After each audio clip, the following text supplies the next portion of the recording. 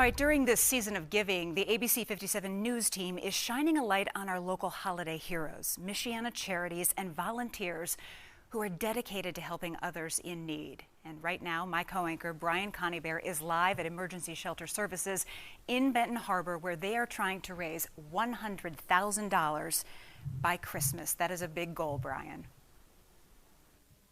Yes, it is, Jennifer. And this happens to be the only homeless shelter in all of Berrien County dedicated to helping homeless women and families, including children. And unfortunately, the experts here tell me that right now donations are down post-pandemic and the need is only going up. This may look like any other century-old home on Pipestone Street in Benton Harbor, but inside this door, lives are being changed. A lot was going on in my life, a lot was going on with my family, and my whole world was destroyed in almost a week. It happened very, very quickly. 52-year-old Yavone Moffitt never experienced homelessness until earlier this year, when she suddenly got evicted from a rundown rental house in Benton Harbor that was condemned. It was deemed not livable because of the mold, due to the mold and the wiring and the structure, basically. The house was condemned and you had to get out, basically? Yes. So, and you had no place to go? No. With the help of Emergency Shelter Services, its family shelter on Pipestone, and its 6 Degrees resale store just down the street, yes, this is definitely beautiful. Yavone now has a new apartment, help paying her rent, even furniture paid for by donations from a local church. And it all happened in just 3 months. They helped me pick up the pieces of my life.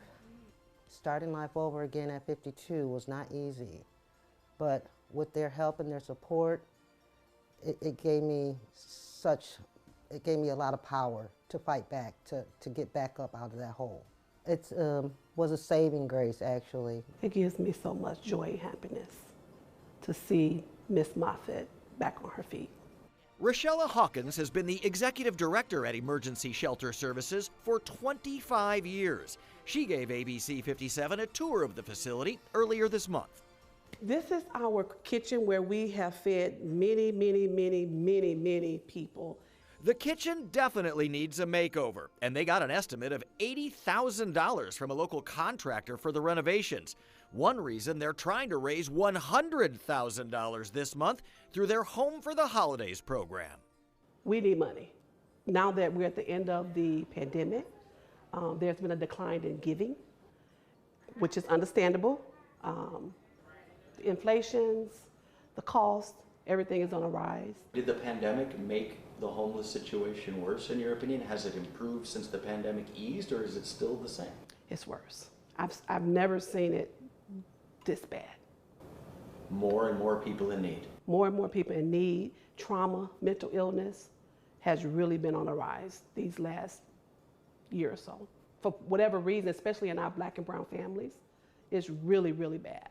The shelter can handle up to 35 women and children each night, putting them up in bedrooms decorated to feel like home for up to 90 days, and providing support services to help them find stable, permanent housing. Once they come to these doors, we have a case manager on site. They meet with her once a week, and that's where it all begins. You come here and you have nothing, you have a place to stay. You have food, you have access to utilities, the water, gas, electricity, just like home away from home. And it certainly worked for Yavone, who's now very grateful. I have my life back. I have an apartment out of the whole thing. We worked, and I worked with my case manager, Lakeisha. She was wonderful. She helped me go through day by day and figure out a program that was good for me.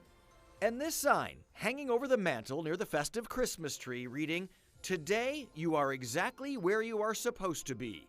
What happens tomorrow is up to you," became a source of motivation for Yavone, refusing to give up hope.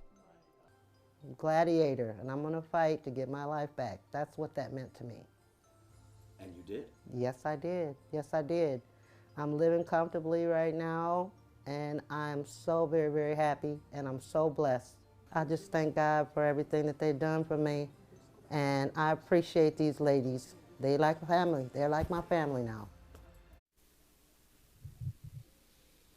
And that family feeling permeates the entire shelter here on Pipestone.